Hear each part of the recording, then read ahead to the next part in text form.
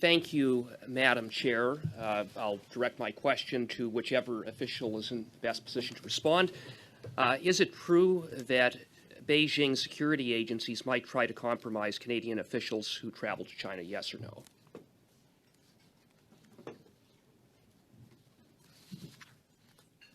Yes.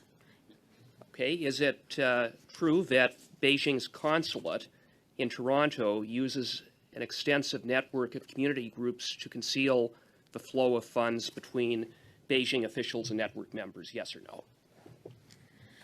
So I'm not going to speak specifically to that question, just due to the requirement to maintain operational secrecy. But what I will say, and we have said, is that hostile states will use whatever avenues they can to engage in foreign interference activities. And that would include using embassies, consulates to direct money to proxies.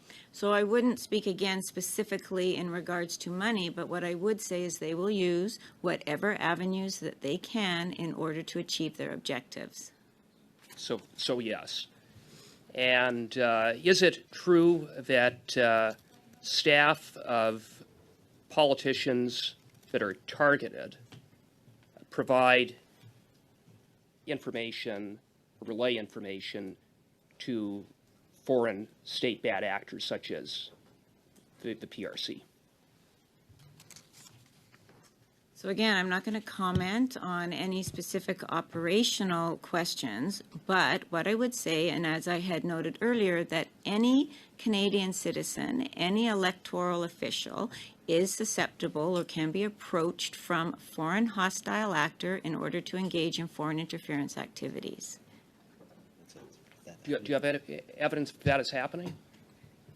I'm not going to speak to any specific investigations, but as I noted, that we need to build our defenses against any foreign interference activity and make people aware that they are being targeted or could potentially be targeted.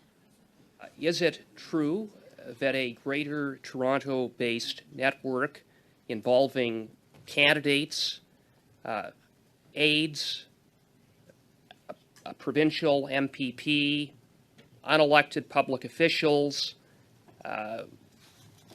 does that exist? Yes or no? Did that exist at the time of the 2019 election or at all?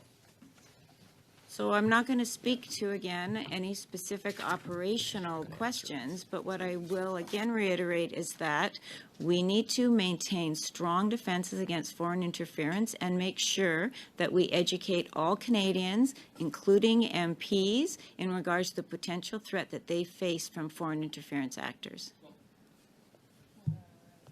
Okay.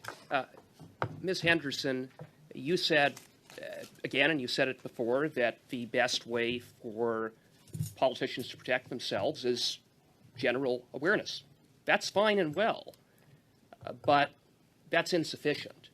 You further said that, in answer to an earlier question, that politicians are being targeted, and that when politicians are targeted, that information is conveyed to the government. But what you didn't say is that the information is passed on to the politician who is targeted. Why not? What we will do as an organization, if we determine that individuals are under potential threat from foreign interference activities, is have discussions with individuals. We will also go out and approach everybody. I don't have any figures at this moment, and I'm not going to speak to operational specifics. But I will say, where's the transparency? Where is the sunlight? Part of the sunlight is being able to have this ongoing conversation in regards to foreign interference. Canadians, I think, feel very comfortable, and the more we have this discussion and make awareness. It's a conversation. Hey. So now we have a point of order. Like, we all just eat into all of our own time by just, and I asked really kindly, and I think I've demonstrated my intentions here. I've tried to be really good for the sake of all of us.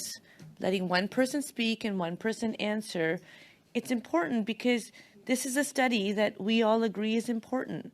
So we might not like the questions, we might not like the answers, but it's important that we hear the questions and we hear the answers. Mr. Turnbull, does that echo your point of order?